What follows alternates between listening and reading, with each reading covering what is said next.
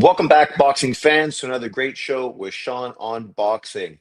So, we just had a fantastic week of boxing, and it's going to be followed up by a UK sort of weekend. If you're from the UK, obviously there might be a lot more of interest for you. For American fans, it's probably not going to be that exciting of a weekend overall. First of all, the times are going to be a little earlier than normal, so it's not going to be night boxing. It's going to be, I guess, afternoon, evening. But there is one exceptional fighter fighting this weekend, and that is Ben Whittaker. Obviously, Ben Whittaker was one of the predominant fighters out of Team UK, or was it Team? Okay, not DB. What is it? Something B. But obviously, the UK team. It's got GB. What am I? Great Britain. A moron. Yeah, he was one of the top players or top fighters out of Team GB, and had high expectations coming into the pro game. Obviously, went through a little hurdle, bounced back. Now has changed promotion, and obviously is no longer fighting on the big UK broadcaster, but is now on DAZN along with Matchroom Eddie Hearn. So it'll be interesting to see how they develop him and push him forward. He definitely has that it factor, right? That people like. He's a big talker, braggadocious, quite the energetic verbalizer. And in the ring, he shows a lot of swag and a lot of style. How's that going to translate? We're not sure. I remember Josh Kelly, a fighter I watched for Team GB, and thought he was a really great fighter, right? A lot of swag, a lot of skill, came into the pros, and then, of course, was destroyed by the guy that Bud Crawford beat, right? And that guy beat the crap out of him. And after that, he's just kind of been, you know, rolling around fighting this guy and that guy. No real top level fighters, mostly UK and domestic level type of fighters. Until, of course, now he's going to be fighting the IBF champion at 154, which I expect him to get knocked out in that fight. His performances were pretty disappointing after high expectations. Ben Whitaker is kind of similar, right? Expectations for him are pretty high. Is he going to be able to live up to that? We will see. To be fair, I would love to see him do that, right? I mean, for UK boxing, having a face of boxing like him would be great for the sport. It's great that they dominate the heavyweight boxing, but when you don't have anybody outside of heavyweight boxing that really has an impact, it's hard to really translate to the US market. But a guy like Ben Whitaker, with his personality, you could definitely see him cross over. Yes, says Ben Whitaker wins this weekend. How about a yard fight next in the UK? You might not want to fight Yard coming off of that disappointing performance, right? Probably what's his face would probably be a better opponent. The other UK fighter that won but didn't look super impressive, but at least he won his fight. Why can't I think of his name? Uh, oh fuck, it escapes me. Another guy from Team GB that people had high expectations for came out during the same group with Anthony Joshua, and people were super stoked about him. And he came out early, looking really good, and then has really been disappointing. Obviously, taking a loss to Callum Smith, bounced back with a win, but did not impress anybody in that performance. Boatsi, yeah, Bobby, that's who I'm thinking about. Boatsi, like Whitaker, Boatsi, at least Boatsi came off of a win. And maybe that fight would be successful. You could potentially do it in the O2 Arena because even though Boatsi looks like he's not potentially a groundbreaking crossover star that people thought initially he would be, for a guy like Ben Whitaker to take him on so early, that would be pretty exceptional. You think about a guy that just fought this past Monday in Japan, a very elite Japanese amateur fighter, great amateur resume, just made his third professional fight in the pros and took on a Boatsi Anthony Yard type of opponent, beating Carlos Cuadras and styling, profiling, sending Cuadras into retirement after the fight. And for a kid like him, only 3-0, what a sensational victory to get so early in your career. A big name already. So for a guy like Whitaker, whether it's a Yard or a Boatsi, those fights would look good. But you know, you follow boxing like I do. There's quite a few guys that aren't even quite at that level. right? Guys that are just a shade under Yard and a shade under Boazzi. And it probably makes more sense to go after those guys next. Um, the one guy that beat Anthony Yard, and then of course Anthony Yard's come back and beat him two times afterwards. And then there was another guy. Like currently in that division, there's about five or six UK light heavyweights, right? Not obviously Yard and Boazzi, but then three other ones that are highly ranked as well. So there's quite a bit of competition in that division for the UK. It's kind of like their lower level of heavyweight boxing. The only difference is they're not dominating 175 like they are heavyweight boxing, because obviously the Russians are on top of that sport. And now, of course, David Benavides representing America, Mexico, America.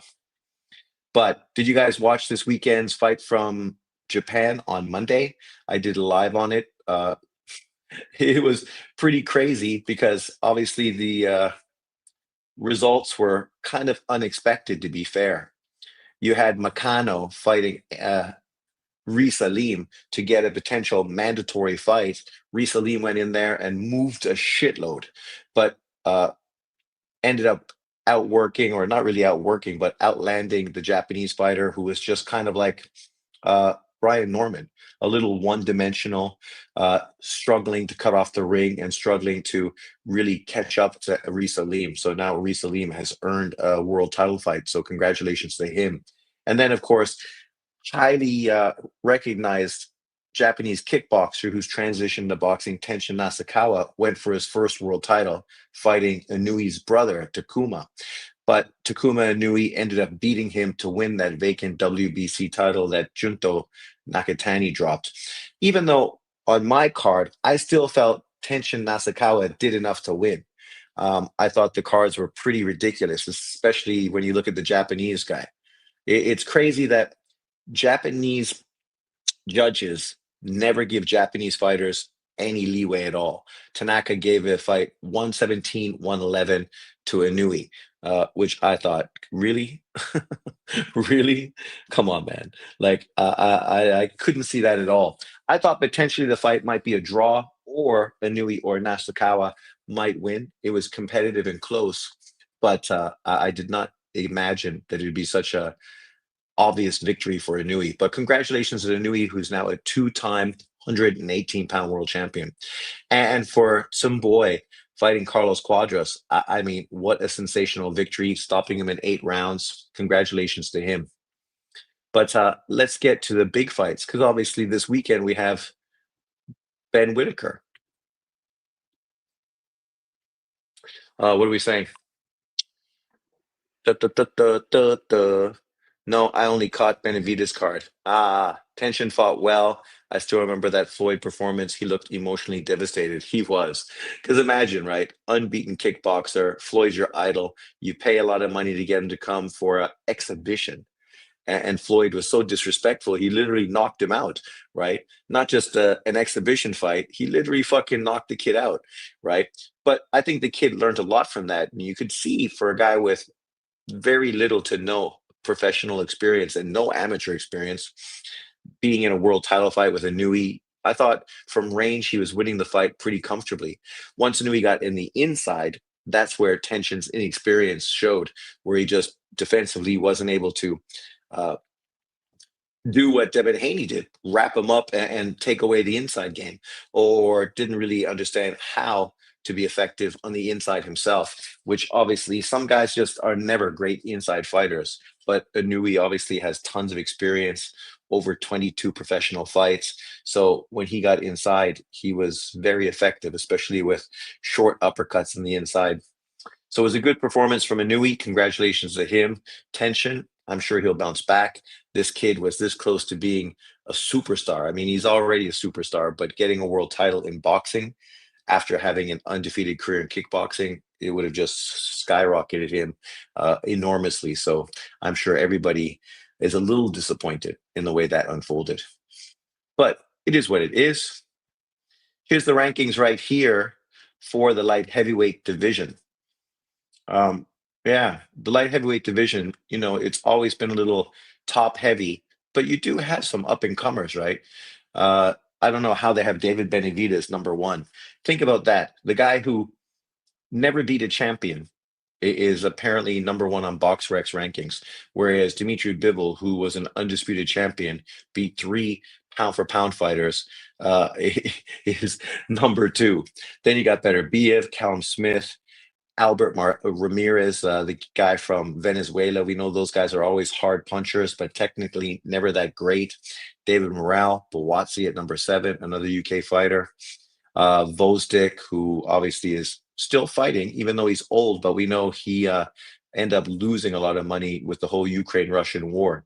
Naji Lopez, the pro box fighter, who's getting a lot of attention. Turkish fighter I'm unfamiliar with. Willie Hutchinson. See, a guy like him would be a potential good opponent for Whittaker. Then, of course, you got Imanov and Katiev, two Russian fighters right there. Zach Parker, another very good UK fighter. Connor Wallace, even him, Australian fighter. Anthony Yard right there at 17. Ezra Taylor right there at number 20, undefeated fighter, right? Craig Richards is who I was mentioning earlier.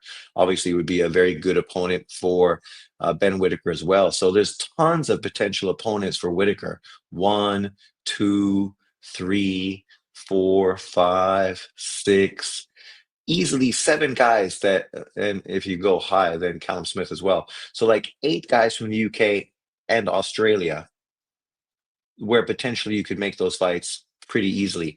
And for most of those guys, they'd probably really look forward to an opportunity to fight Ben Whittaker because it would probably be a career high payday, right? Because he does obviously generate views. Have you seen Ring's new pound for pound list? I did, I think. What was surprising? Benavidez has the WBC belt and WBA regular at 175. Only guy you can put ahead is Bivol. Yeah, well, exactly. And that's who should be ahead. Sean, you got to get on the Benavidez train, is pushing to be the new face of Mexican boxing. Well, I am going to do that video. Maybe I'll do that tomorrow, looking at the new faces of boxing. I already took the pictures just to begin my PPT to set things up. But obviously, I've been sidetracked and I just never got around to doing it yet. But since you're here, I'll give you an early peek. Obviously, David Benavidez is right there at number one. Then I have Bam Rodriguez at number two. Then Virgil Ortiz at number three. Then Rafael Espinoza at number four. Then Gilberto Ramirez at number five. If he beats David Benavidez, that'll be huge. Diego Pacheco right there at number, whatever number it was. Sebastian Funduro. Emiliano Vargas are there to replace Canelo Alvarez. Let me know if there's any other potential guys you think might potentially fill that void. You also have up-and-comer Marco Verde, the Olympian, bronze medal Olympic medal winner. Obviously, he's very young in his professional career, so I do expect one of those other guys to make a statement well before he does. Bam at three over Bivol, who is at four, was kind of surprising. Yeah, on my list, I don't understand that either. On my list, I have Bivol clearly at number four. At Bam is at three, huh? How's three? Where's fucking Anui Crawford and Usyk? Because my list, I have Crawford number one. Actually, I just recorded today. I just need to edit it.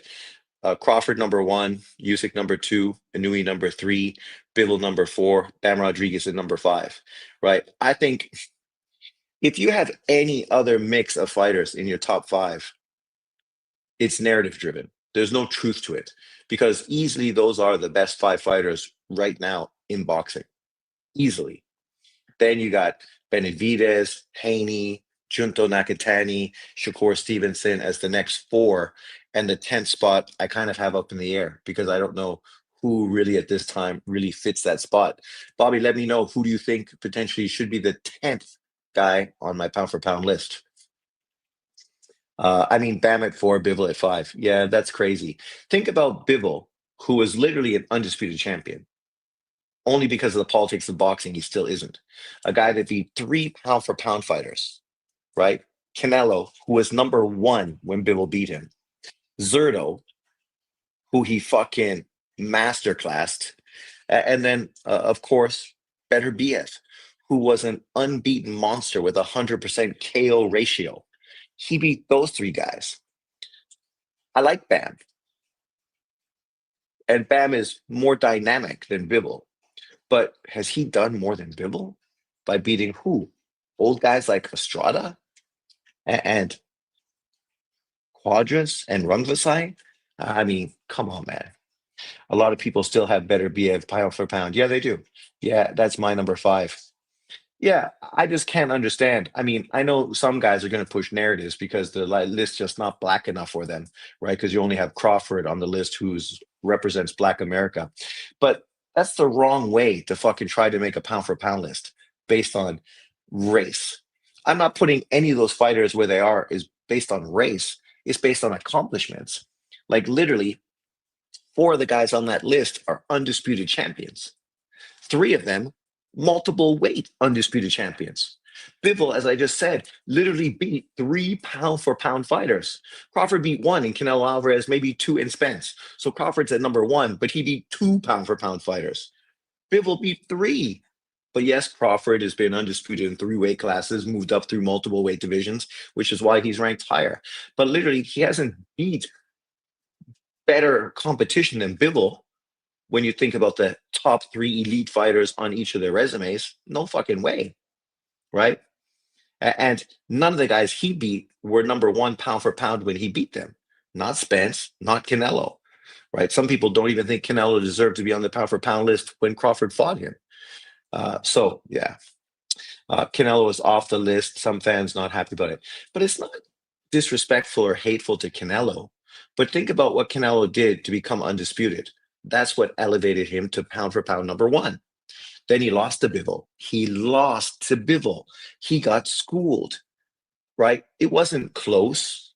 He lost that fight clearly. And then he fought some good opponents, but not great opponents, and didn't look fucking fantastic in any of those fights. He won, but it was like he was just doing what he had to do to win. He wasn't sensational in his victory, kind of like fucking Devin Haney this weekend, right? He did what he had to do, but nobody was excited about it. And then he just lost to fucking Bud Crawford. Like two losses. I mean, it's no surprise he's no longer fucking ranked on people's pound for pound list. And he shouldn't be. But if he beats Crawford in the rematch, guess what? He will be back on the list. Clearly. Bivol was a Black American, he would be ranked number one. Well, that's for sure a fucking truth. Guys like John and others would totally put him pound for pound number one just because of the three big names he beat. Benavidez is going to wear Zerto out in May. Think about that. Benavidez is going to get so much praise for moving to cruiserweight to beat Zerto. And I have Benavidez number 7 on my list. I have Junto number 6. I have Haney number 8. And then I have Shakur number 9, and number 10 is empty. So let me know who you think should be number 10. But Benavidez is just doing what Bivol already did. Bivol beat Zerto when he was an undefeated fighter, right? This is kind of like giving Benavidez tons of credit for beating Caleb Plant after Canelo Alvarez beat him to unify titles, beating an undisputed champion. Like, it's clear whose victory was better. Uh, if Janabek was a Black American, he would be called the boogeyman by everyone. That's probably true. Oh, wow, you have moved Benavidez up to 7th. That's fair. Yeah, I was super impressed with his performance. And, you know, I favor him to beat Better BF if they fought right now. I don't favor him to beat Bivol because I think Bivol's foot speed and just that skill alone would be tough for David Benavidez to win. Also, he's got a great gas tank. You know, he is able to throw a lot of punches and go. So I think Bivol potentially would beat him because styles make fights. But I do favor him to beat Better Biev at this point. I mean, Better Biev is also 40, 41 years old. But yeah. Mirage will be pleased. He won't be pleased because he's going to think he deserves to be number one. So, that's the difference when people are being like legitimate and fair, like me, and people are just being fucking, fanboys. Like, I mean, I know John won't like Haney being at number 8 behind Junto, but Junto's been dominating and destroying his opponents, not fucking winning fights by landing 70 punches, which is exactly what Devin has done. You think about Devin's last 3 fights, right? That's true. He's coming off of back surgery, so Bivol may never be the same, right? And that's a legitimate sort of question if he's going to be able to regain sort of where he was before. Um, but you think about Haney. He came off of a super disappointing performance versus Ryan Garcia. I know the fight doesn't count, and you can say Ryan was on PEDs. Everybody in fucking boxing is on PEDs, so I don't really fucking give a shit too much about that. But David Devin is fucking on PEDs just as much as Ryan is, so whatever. But fine, he's on PEDs, so the fight doesn't count. But we still saw you look fucking mediocre fighting Ryan Garcia. Do you think Ryan Garcia on PEDs would have beat Tank Davis? I don't think so. I think Tank Davis still would have fucking knocked him out. And then you saw him fight Ramirez, landed 70 punches, running like a scared fucking chicken. And then this fight, he didn't run, but he just fucking held like a fucking koala all night and landed 70 punches. He's still on my list. And number 8 is perfectly fair. You go on and you beat, obviously, he's got nobody in front of him that's really going to elevate him on the list until potentially Shakur or maybe Hitchens moves up to the weight class. But beating Barrios and beating fucking Connor Ben, I mean, that's not really going to help your pound for pound list very much. Let's just be honest. None of those guys are elite opponents. They're just opponents. You can't discredit Canelo Alvarez for fighting guys like Munguia and Berlanga and Ryder, but then act like Devin Haney fighting fucking, guys like Norman, Barrios, and fucking Connor Ben somehow make him elite. No, it doesn't. What your core is doing is easily potentially going to elevate him up the list because he's going to fight Teo. If he beats Teo, for me, he's going to move up to number 6, just behind Bam and Bivol, in front of David Benavidez and Junto Nakatani, and in front of Devin Haney. And if he then moves up to welterweight, potentially he's going to fight Connor Ben. I mean, that's a good win, but there's no title on the line. It's just a money fight. But if he's at 147 and he gets a significant win versus a guy like Ben, then a potential match between him and Devin Haney is fucking right there. And we know Devin Haney ducked him basically at 135 to go to 140 to fight Regis Prograis. So Shakur still wants that Devin Haney fight.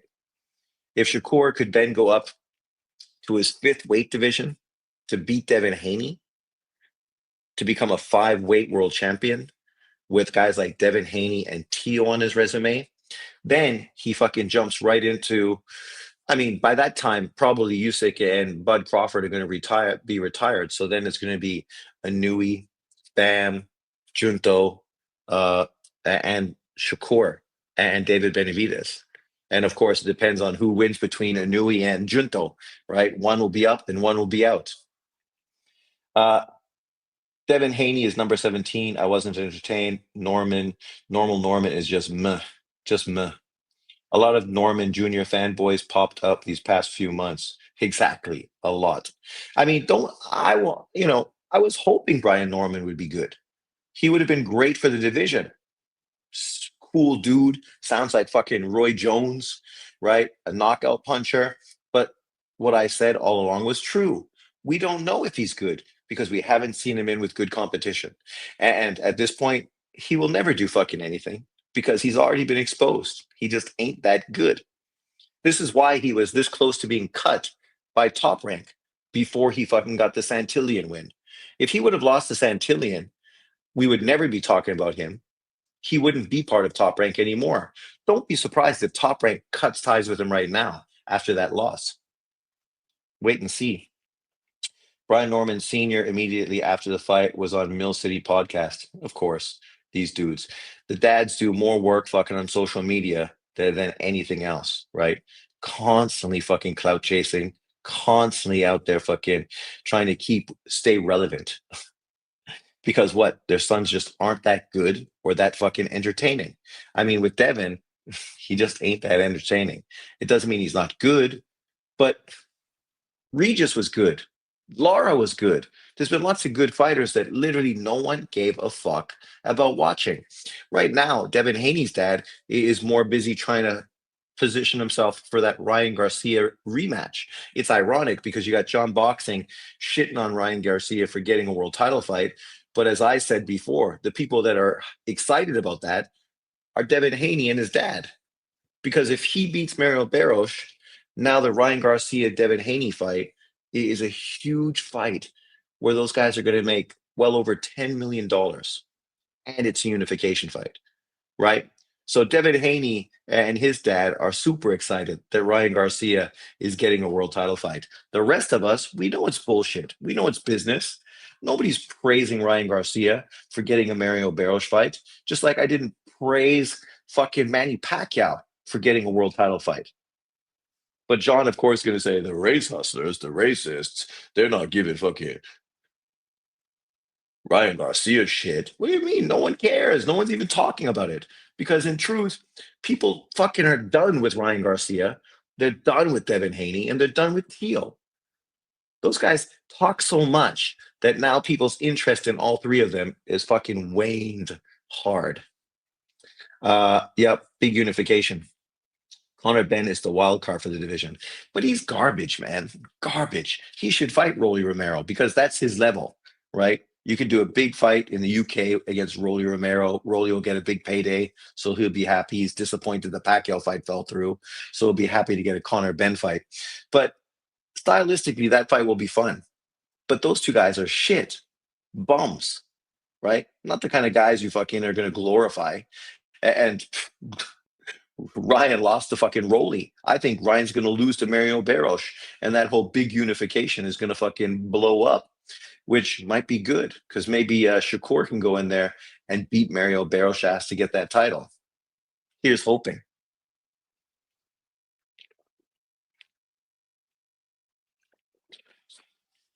I would much rather see Shakur versus Devin Haney. Eubank's win didn't impress you. Eubank is shot. The dude was fucking shot, man. He had nothing, nothing. Like he was never great to begin with, right? But come on, how much praise can you give fucking Conor Benn for beating a fucking drained fucking Eubank? It's like giving Tank Davis huge credit for beating a drained fucking Ryan Garcia. Take two shots every time he says FBA. Holy fuck. When did this FBA fucking thing become such a big thing to be fucking saying all the time? FBA or supposed Black Americans. What do you mean supposed? Black Americans called themselves Black America for fucking how long? Decades. Now there's a new term, FBA, Foundational Black Americans. Why do people say that? Because they want to differentiate themselves from new immigrants, right? Look at this. This is the problem with the world. All these people that want fucking individual fucking attention. You're American. Shut the fuck up. That's all you are. You're just a fucking American. Don't matter what color you are. You're American. That's it. And you hate America. So fucking you're a bad American. Is Benavidez ducking Bivol, or was he just lucky he was injured? Will he move back down to fight Better be ever Bivol? He won't move down. No. But luckily, as I said in another video, the possibility of both of those guys moving up to cruiserweight is very big as well. Better Biev already thought and talked about potentially moving up to cruiserweight. We know Turkey Al Sheik already talked to Bivol potentially about moving up to cruiserweight to fight Jai Opataya, right? So if you got Zerto, David Benavidez, Jai Opataya at that weight class, for Better Biev and Bivol, the possibility of joining that group might be perfect. It doesn't matter, it's cruiserweight, because when you have that five group of fighters there, even Callum Smith could move up, right? Because he's a big giant as well. So there's six guys who could easily fight at cruiserweight. And if Turki Al Sheikh is paying for it, then why not? Right? Why not? You know, so the possibility is still there, but David won't be fighting at 175. No chance.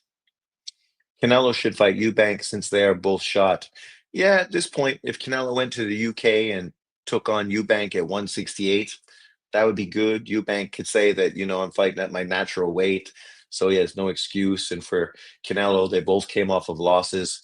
I mean, and if he did it in the UK, it could generate money just because UK fans would be excited to see Canelo live before his potential retirement. But from what I hear, they're going to be doing Canelo Alvarez versus Bud Crawford rematch, which I understand. I get it. Money talks, bullshit walks. But I would be kind of disappointed if Bud Crawford went in that direction, right? He already beat him. I mean, I know you're going to get big money, but wouldn't it be more significant to go to 160 and become a six-weight world champion? Like, how many six-weight world champions are there right now? Two? Three? Let me just ask AI because I never can remember off the top of my head.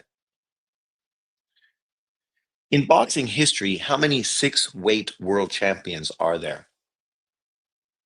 I mean, I know there's Manny, but after that, I'm not sure who else. But for Crawford to join that group, that would be super significant. Five weight classes is super significant already. So just Oscar and Manny. So Oscar, Manny, and fucking Bud Crawford. Like, imagine that. Yeah, you're right. That's it. Just Oscar, Manny, and Bud Crawford. I mean, what a fucking group of fighters to be in with, right? I mean, Oscar doesn't get nearly as much attention as he deserves. People like John always pushing Floyd Mayweather above both him and Pacquiao. But what him and Pacquiao did was significant. I saw John talking about resumes and hyping up Floyd. But I mean, Oscar's resume is fucking better than Floyd's. Sure, he took losses because his resume is better than Floyd's. And Pacquiao's resume is better than Floyd's. Sure, he took losses, but that's because Pacquiao's resume is better than Floyd's. Sure, Floyd beat both of them, so that's his check mark that he got victories over both of them. But what those guys did was historic. Canelo Crawford was always chasing the bag too. Janet Beck will buck break Crawford. Yeah, maybe, maybe, but Turkey Al Sheikh will pay Crawford to make that fight.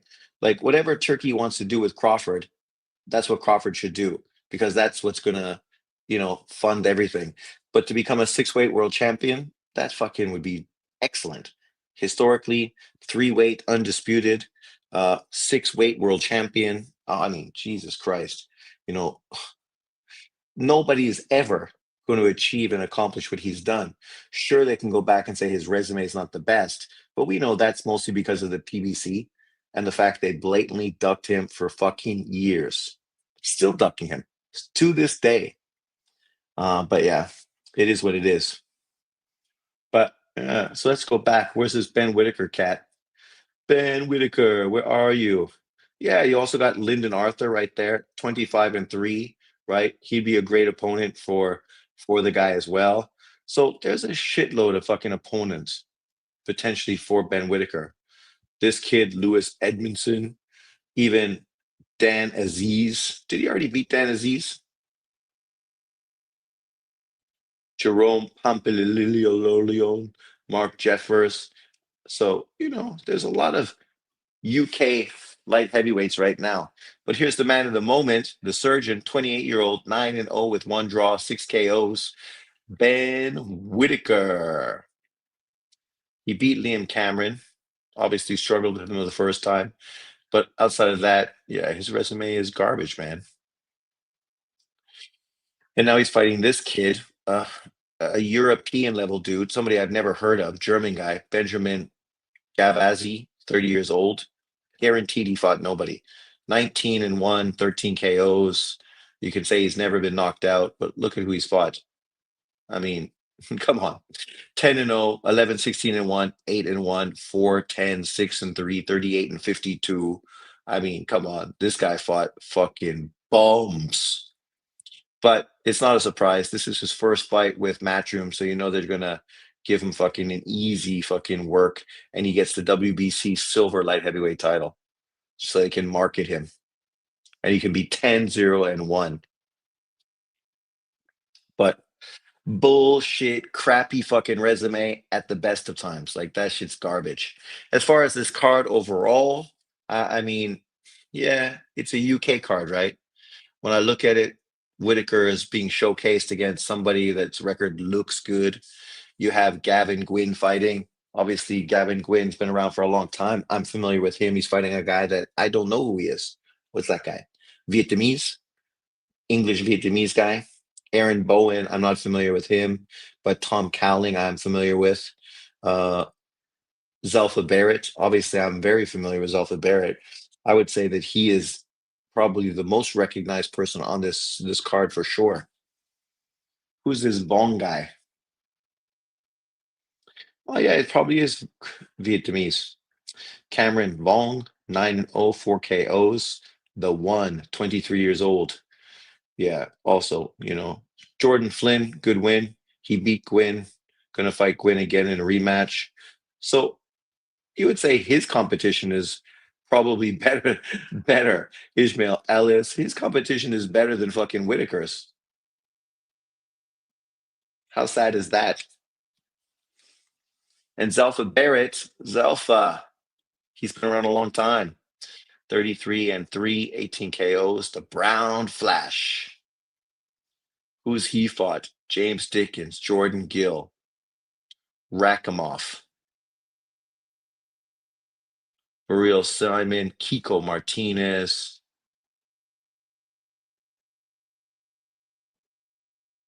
Yeah. After that, nobody really familiar, but I remember those fights. Fighting Kiko Martinez was a big fight. Didn't he win a world title for that? No. Then Simons, and then obviously fought Rakhimov for the IBF title that was vacant, got knocked out, and then, fighting domestic level opponents ever since. Uh, Molly McCann was a UFC fighter. That's the only reason I know her. Oh, there you go. Yeah, I don't even know who she was. Molly McCann. I gotta ask Ring IQ for the download on female boxers. Come on, BoxRec. Why I need to click you 17 times before you fucking move? Molly McCann, 1-0, 1 KO, 35 years old, fighting Ebony Cotton, 1-0. So yeah. They're not putting her with top competition, that's for sure. So who else is fighting this weekend? I saw another card. I thought it would be on this card because it was UK fighters, but apparently it must be on a different card. Mohammed Wasim is fighting this weekend. Peter Dobson. Fraser Clark, he's fighting TKV. So that's probably going to be a big fight. Mohammed Yakubov is fighting Cristobal Cruz. Oh, that's a Pro Box card. Okay, Pro Box not bad. Carlos Balderas, good fighter. Elijah Pierce. Okay, let's check out that card because that one's not bad. On ESPN Deportes. He's currently a 126-pound ranked fighter. And he's close to getting a world title fight. I can't remember who he's mandated to fight, but one of those guys. Reese Salim moved into the top 10. Elijah Pierce sitting there at number 11 on BoxRec. So there's Elijah. I'm surprised John Boxing ain't all over this fight, hyping it up. Uh, I didn't even know Ben was a real fighter when I saw his YouTube shorts. He reminded me of Harlem Globetrotters, just of boxing. Opatai is on the fourth, but I don't think a network picked it up. I didn't see any. Well, yeah, he's fighting his mandatory, but who the fuck is that guy? Like literally, I don't know if anybody's ever heard of him. So this was not a bad fight for Elijah. Lorenzo Paro, 23, 1-1, 17 KOs, Venezuelan kid. I think I saw him in his one loss. He had a draw versus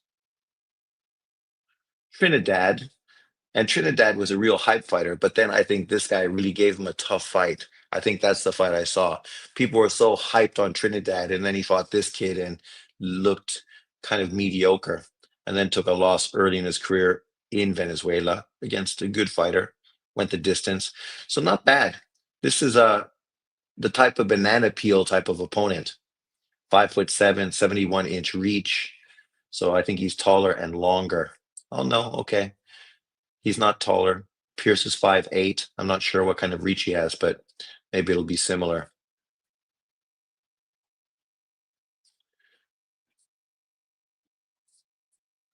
But yeah, let's look at the card. There we go. Pacquiao. Pacquiao's son making his boxing debut on the card. Emmanuel Pacquiao Jr., 24 years old, making his professional debut, fighting a kid that's also making his debut. Look at that. Younger Pacquiao. Pacquiao. But overall, this card is not that great. You got Elijah Pierce, and then you got this fight card, Luis Aries, and this guy. But I'm not familiar with this dude. Lazaro Lorela Lazenzo, Mexican American, 26 years old, 18-0 with 13 KOs, fighting Luis Aries. So it's a good opponent, that's for sure. His competition, not bad. Yeah, they brought him along pretty well. When he fought this guy, pretty good opponent, not bad, pretty good, pretty solid. And now he's fighting a real veteran, a guy that actually's been in world title fights. So not bad at all. Not bad, not bad. So at least those first two fights are probably pretty entertaining. And if you win, probably significant. We know Elijah Pierce is this close to getting a world title fight. So, uh, oh, come on, BoxRec, stop fucking around. Terry Washington,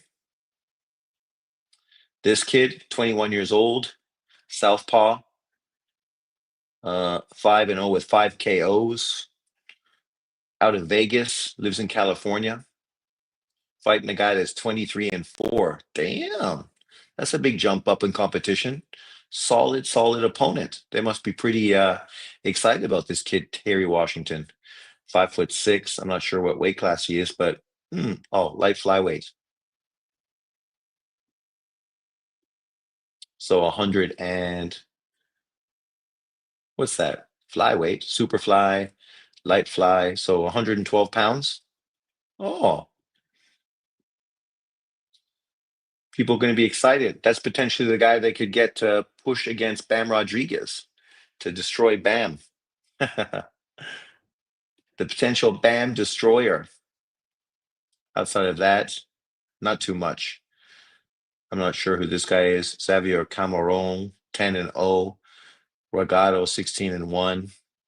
So it looks like it could be a good card. I don't know where it's going to be showcased on. Oh, there you are. OTX, kind of like the cheaper version of Pro Box. So you got OTX, and then of course you got the Pro Box fight card. Who's going to be headlining on that? Yakubov. What weight is Yakubov at? 130, I think.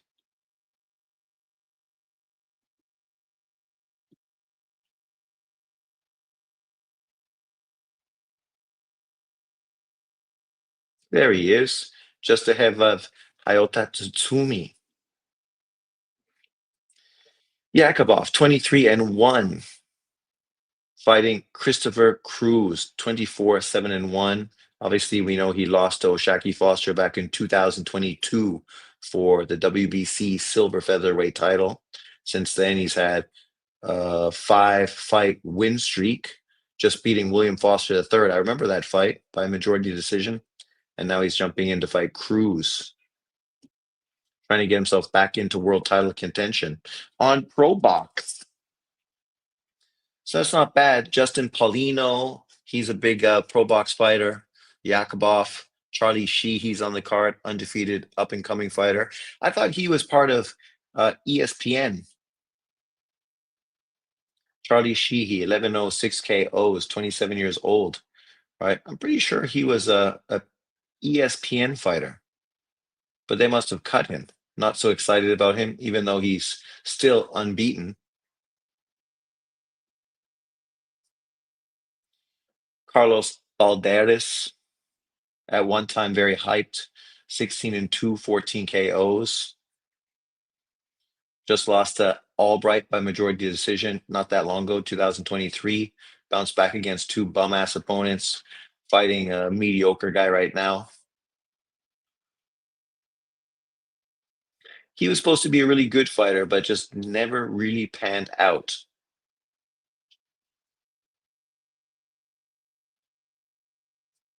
Who are the rest of these cats? This kid, I don't know who he is. Yakubov, I know. This guy, Eric Badillo. Mares, 18-0, 8 KOs.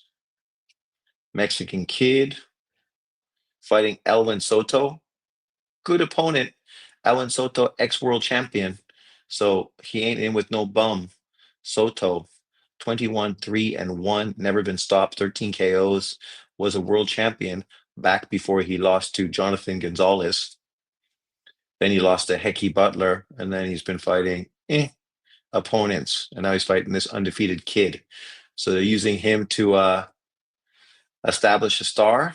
We will see. Does he have tiger blood? I'm not sure. Maybe. I love that Callum Smith versus Morrell fight if it goes through. That would be a great fight, right? Both guys for Morrell. He's coming off of a very disappointing performance, but for him, a Callum Smith fight puts him right back into contention. Morrell needs a dominant performance. Boxing world is down on him. Yep. 168 with the top guys isn't moving. Iglesias and Billy. Sean, did you always follow the real lighter weight classes when you were in Canada? I've always followed lighter weight classes because when I was a kid, right? Just think it was well before social media. So I would always buy college basketball magazines and boxing magazines. I'd buy pro basketball magazines, but really you mostly just focused on beginning of the season, right? Predictions and players and that stuff during the season. I mean, maybe Sports Illustrated and stuff, but or sporting news, but boxing magazines religiously because you didn't get so much boxing. Living in Canada, you got the American fights, but you know, it was seasonal. It's not like now where really you get boxing all year. People might groan and grumble that they're not exceptional fights like this weekend. There's not great fights, but there's lots of fights. Ben Whittaker's fighting. You got a Pro Backs card. You got an OTX card. So you got fights. I would have been super happy as a kid. So we used to read the magazines and always follow the smaller guys. And pound for pound lists always had smaller guys on them, right? When you had Kosei Galaxy, the hard punching fucking Thai fighter who was what 112, 115 pound champion. He was a pound for pound fighter. You had fucking Ricardo Lopez, Michael Carbajal, Gonzalez, who Michael Carbajal fought, Humberto Gonzalez. So there was always fucking top small fighters on pound for pound lists. But we never got to see these guys fight. I mean, luckily, Carbajal we got to see fight, and we got to see, you know, Lopez fight on Don King fight cards. We even got to see Salvador Sanchez fight on Don King cards. So thank God Don King. If it wasn't for him, we wouldn't have got to see a lot of those small Mexican fighters fight.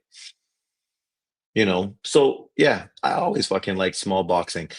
I didn't get to watch it, but I was always intrigued and enthusiastic and curious. But now we could watch whatever we want. Like literally, that fight card I did on Monday, all small dudes from Japan. When would you ever see a fight like that back in the day? Never, fucking never would you see a fight like that from Japan, with, you know, ex fucking great amateur Olympian trying to make a big debut versus a world champion in quadras, and a fight between Inui's brother and a kickboxer who is like a superstar in Japan. You would never see this shit. I would have read about it in Ring magazine, and that would have been the only thing I would have known. So people, they're not real boxing fans because now they're just fanboys. You know what? I only fucking supported American or Canadian fighters when I followed Ring magazine, and I only got to watch Americans fight. Fuck no. I watched the UK guys. I didn't watch them because they barely ever got to be shown in the US or Canada. But I followed their careers. Eubank, Ben. Obviously, we got to see Ben fight a bit. Eubank, not so much.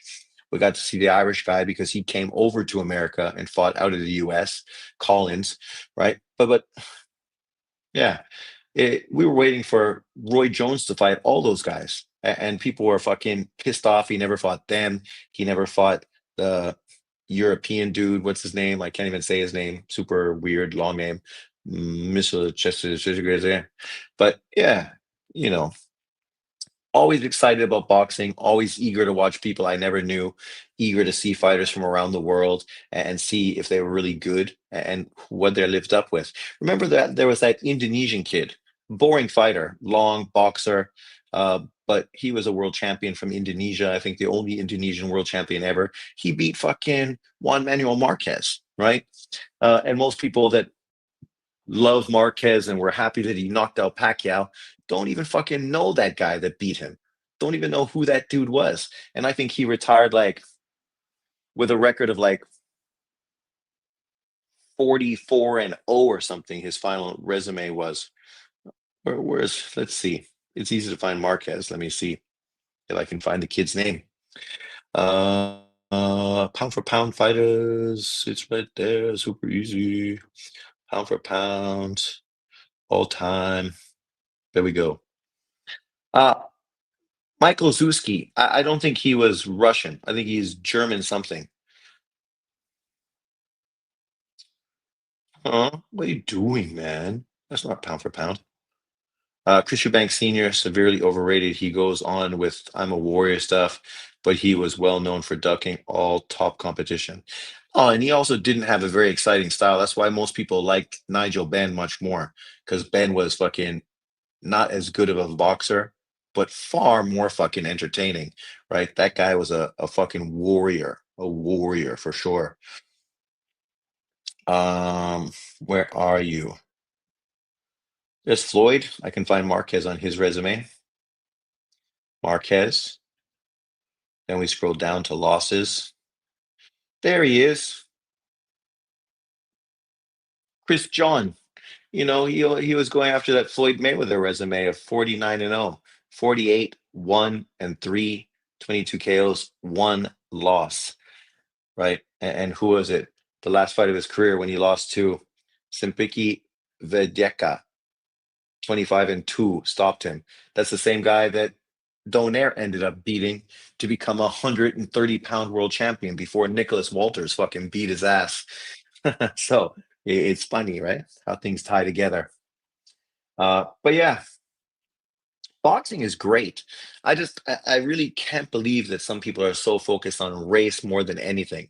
And you see this about Devin Haney. They don't like Devin Haney because he's a good boxer and he's fun to watch and entertaining, and that he's interesting in interviews. They like him only because he's black, and they hope he will be the next Floyd Mayweather, right? I like fighters regardless of where they come from because they're super fucking exciting in the ring, right? That's why I don't like him. He's boring as fuck. He's on my pound for pound list, but stylistically, would I ever want to watch that guy fight? Fucking never. If I never saw fucking Devin Haney fight again, I wouldn't be disappointed at all. Not unless he fought a Shakur Stevenson or a fucking Tio or somebody at that level. But chances are those fights would be boring as fuck anyway, like watching Floyd fight. What exciting fight did you ever see Floyd in?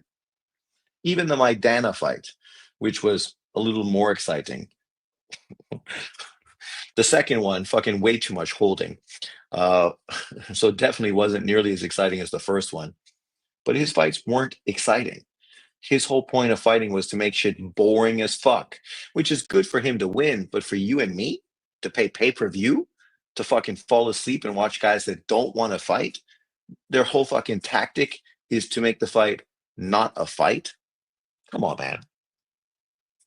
I'm not part of fucking Devin Haney's team. I don't fucking give a shit. I want to see fucking someone get fucking his ass beat. I want to see blood and guts fucking in the ring. That's why I respect Deontay Wilder far more than I respect fucking Devin Haney. At least Wilder fucking goes for it. Haney fights like a bitch. But I said the same thing about Caleb Plant and many other fighters. So it's not a race thing. It's just a style thing. Boring fighter fights fucking boring style of boxing. If you like it, that's cool. That's your prerogative.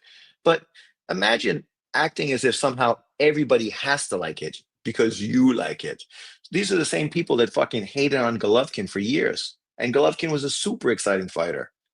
Hated fucking Roman Chocolatito Gonzalez, who was a fucking whirlwind. Always exciting. Fantastic fighter. And they shit on him fucking left, right, and center. But then you gotta like fucking Floyd Mayweather and you gotta like Devin Haney. Why? You shit on Pacquiao, super exciting fighter. You shit on Golovkin, super exciting fighter. You shit on Roman Gonzalez, super exciting fighter. But then I need to fucking like Devin Haney? Give me a fucking break. You don't need to justify anything to those clowns. Well, that's it, right? It's just this whole mentality. If you like him, that's okay. I'm not going to say you shouldn't like him, but I don't have to like him. I still fucking will never like Floyd Mayweather. He's a dickhead and his style was shit. Shit.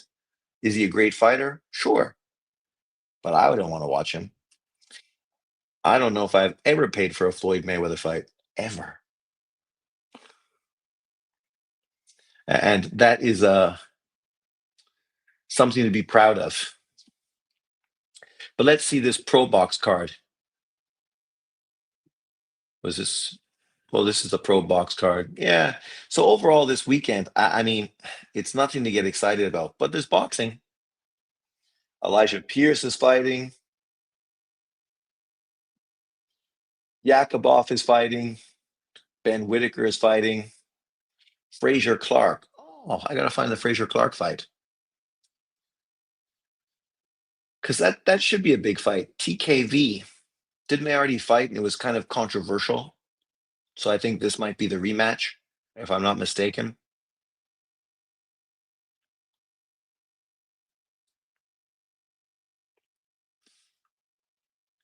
Frazier Clark.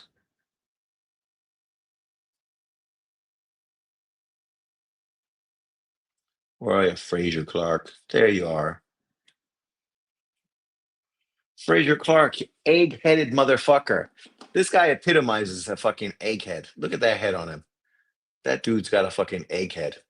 It really depends on how the outboxer fights. For me, I really like Pernell Whitaker style, but I can't get down with Haney's jab and grab routine. No, it's like people shit on Klitschko for a jab and grab fucking style, right?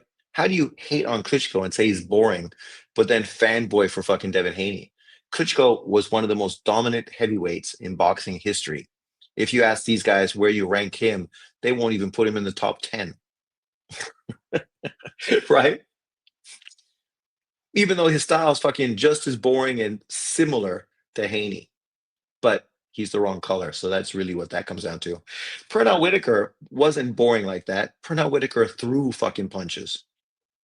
Pernell Whitaker got hit, right? Because he was aggressive for a slick defensive fighter with not a lot of power, but he threw combinations. I mean, was he as exciting as Taylor? No, but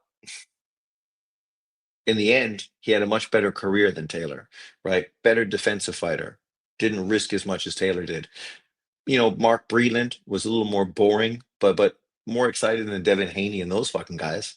Evander, Virgil Hill, a little boring, but Virgil fucking pumped that jab out non-fucking stop and threw his backhand constantly. He did not land 70 punches to win a fight, and he took on legitimate elite competition like Roy Jones and fucking Tommy Hearns, right? Stellar opponents, elite superstars. But egghead Fraser Clark, 6'6", a guy that got fucking destroyed by Fabio Wardley. I really thought he was going to win that fight based on his boxing skills, but that fucking loss was fucking destructive. He beat Tete, which was a good bounce back fight, and now he's going to fight this kid, 8-2. There he is. Jamie, blah, blah, blah, blah, blah. I don't know how you say his name, but they say TKV, 8-2, 5 knockouts, 2 KOs. He's a hard puncher, but obviously not a very skilled fighter. Yeah, that's it. He lost to David Adelaide, and it was very controversial because people felt that the stoppage was too quick, and it was a garbage win. But fighting David Adelaide so early in your career, that's a good win, man. You go from fighting bum ass opponents, jump from 5-2, 5-4-2, fight a guy 11-1, get stopped, jump against bum ass opponents, a guy who I guess okay 10-2, and then you fight David Adelaide, and now you're gonna fight Fraser Clark. That shit ain't gonna fucking work out well for you. No chance. Uh, what was your favorite Whitaker fight? My favorite fight was him against Julio Cesar Chavez, and I fucking thought he was robbed fucking blind in that fight. I even thought he beat Oscar De La Hoya. I know maybe I'm a fanboy, but I was never a De La Hoya fan, so I was more of a Whitaker fan, so I was favoring for him. Mine was Azuma Nelson. I tried to replicate everything he did in that fight when I was sparring as a kid. Azuma Nelson, right? He wanted a rematch like fucking crazy, and Purnell Sweet Pea Whitaker would never give the professor a rematch. And the professor always better in rematches. He lost quite a few fights, but then came back in rematches and redeemed himself. Obviously, never got the chance versus Salvador Sanchez, and fucking Pernell Whitaker was not going to give him that fight. I also liked when he fought. What's his name? There was a guy that used to always fight on Monday night fights or Friday night fights or whatever the fuck it was. He has like 100 professional fights. The guy was in the ring all the time. And I was super excited when he got a chance to fight Pernell Whitaker because it's like, fucking finally, he's getting like, big world title opportunity. He ended up losing to Purnell, but I was just Brazier, Harold Brazier. So I was super stoked when he got a fight with Harold Brazier, or super stoked for Harold Brazier that he ended up getting a fight with Sweet Pea. Because for a guy like him, that's like a dream come true. Even if you don't win that fight, it's still a dream to get an opportunity to fight Sweet Pea. Yeah, I love Azuma Nelson. His fights with Jeff Fennick. Jeff Fennick was a fucking fun fight. Could you imagine today if Jeff Fennick was a world champion?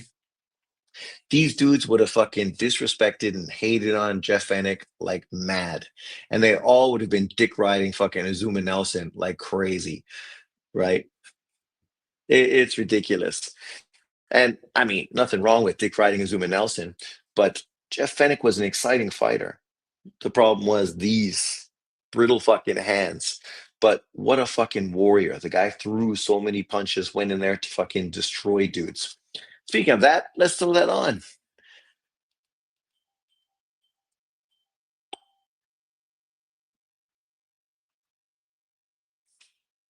Making me think of something good. Jeff Fennick versus Azuma Nelson won.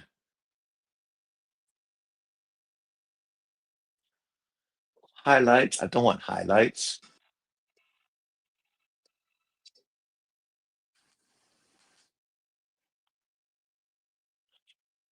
Brady Pacheco.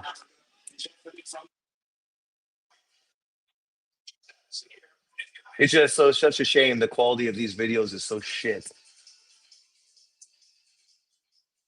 Coming to America.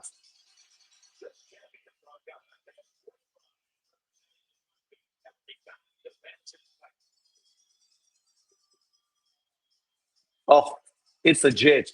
Jake Paul will be lucky if he lasts 2 rounds. Three-time world champion, Jeff Fennick.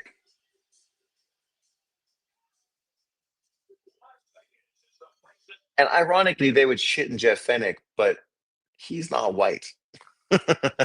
He- he's not white. But yeah, AJ's gonna fucking knock Jake Paul the fuck out. Cold. But for that much money, if you were Jake Paul, you'd take that fight too. I heard Matthias is cleared from his Austrian drug. Really? So the second test came back negative? That's great news for him and great news for us because we get to see him defend his title. If he would have got stripped and the controversy, of course, I think a lot of the guys like John Boxing and others, they would downplay it because he's black. So, they wouldn't really want to fucking jump on it, even though he's not an American foundational black fighter. But yeah, for me, I didn't talk about it because everyone's on PEDs. So it is what it is. Whatever. It's not my business. I'm just disappointed a fight would fall through.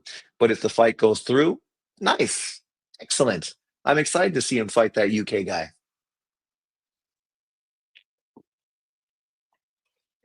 But yeah, Jeff Fennick versus Azuma Nelson, number one. Why are you so slow to upgrade? Huh?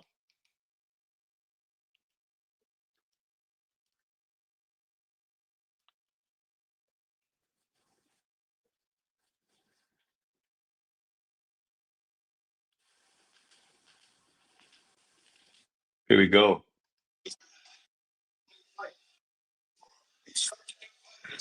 Professor.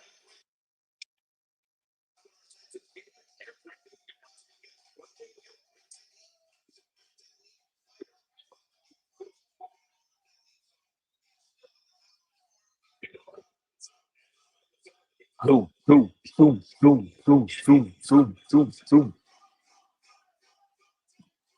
Gotta love the Africans. Enthusiastic.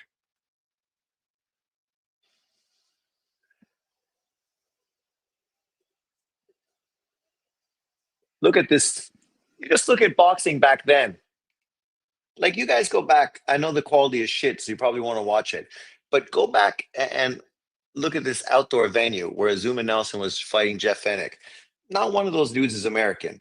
It's a fucking African from Ghana and a fucking Australian fighting in America. And this was number one. This venue is fucking jam packed. Jam packed.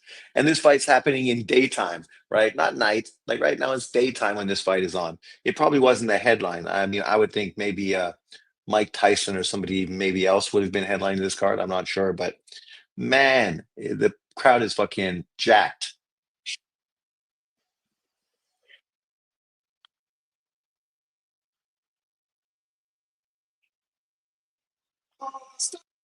We don't need Gane if I could sing. Come on.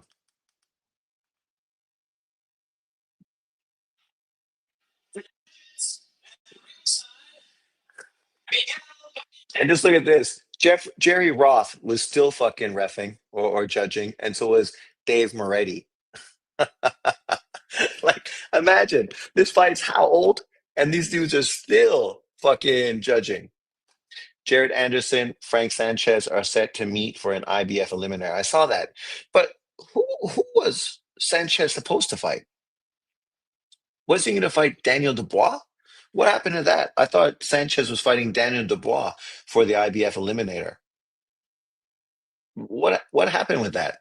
I think for Anderson, this is good because it's time to. It's kind of like what Top Rank did with Brian Norman Jr. Right?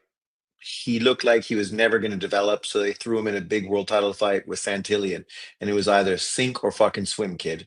He swam, became a world title champion, got a big fight, big money fight, $3 million. I think he got paid to fight Devin Haney. So with Jared Anderson, I think they're doing the same. Jump in there, kid. You beat Frank Sanchez, you get a world title fight potentially versus Usyk, or you end up being elevated to the IBF champion and you become a world champion. Your fucking dream is fulfilled. And chances are that's probably all it's going to take because Usyk's probably not going to fight him. So he's probably going to be elevated by the IBF. So he's got to beat Frank Sanchez to become a world champion. And then we could potentially get a fucking Moses Atoma, Jared fucking Anderson fight. That'll be a big fight. And you know, the LDBC and the whole PBC, uh, PBC fanboy crew in the States, they'll be all over it, right? Because they'd love nothing more than seeing the American beat the UK guy. So that fight will be juiced. Hearing Jared talk about retirement so much that young isn't what I'm used to. No, that's crazy talk, right? It's like, think about that. You're thinking about retiring and you haven't even done anything yet. But this is what I said in multiple videos. Unfortunately, these Americans are fucking entitled, pampered, spoiled fucking uh, celebrities because they're celebrities before they really achieve anything. Guys in high school are fucking superstars before they even get into the NBA. Then they get to in the NBA and they're fucking, entitled. It's like my friend uh, Paul was watching Barcelona play last night and watching Gamaliel Fai, and he said this kid is never going to be fucking on Ronaldo and Messi's level because he's lazy, fucking entitled, doesn't work hard, right? Bad attitude, and that's all these kids. It's like Mbappe, right? Super talented. People talked about him being the next Henri, but unfortunately, it's the same thing. These dudes just think fucking the world should fucking unfold and give them everything, that they don't need to work and fucking dig for stuff. It should just be given to them. So, yeah, it's unfortunate, but it is what it is, right? There's nothing we can do about it. It's just unfortunate that these generations are just soft. And inevitably, that's going to impact athletes as much as everybody else, too. Speaking of Canada, the Raptors are dominating. Ingram looks like KD, a young KD. It's a good team, right? You got Barrett, who's a good player, but can't really carry a team on his own. You got obviously Ingram, who is similar, a good player, but can't really carry a team on his own. So you got those two players as your wings. Then you got the big guy who's super skilled and versatile in the middle, Barnes, right? Barnes a great addition to that team. Yeah, I'm glad to see they're doing well. The guy they drafted, he's a little undersized at power forward, but he also looks like he's going to be a good team player for them as well. It's just too bad they lost Pascal Siakam because obviously he would have been a great addition playing him beside Barnes with fucking Ingram and Barrett beside them. And then, you just need a solid point guard that's a great knockdown shooter. I think Grady is kind of shit, the kid from Kansas, but it is what it is. But thanks everyone for jumping in. I'm gonna go watch the professor fight Jeff fucking Fennick. I don't know if the quality is gonna be worth watching, but I'll give it a shot. I like to reminisce about old fights. But thanks everyone for jumping in. I will see you next time. Obviously, this weekend we don't have a lot of big fights, but next weekend we have the Cruz Lamont Roach fight, and the way it looks is potentially. Oh no, what was I seeing? That potentially one of those guys. Oh, yeah, potentially one of those guys might end up being elevated to world title, whoever wins. So we'll see. Will Norman get opportunities for big fights again? Well,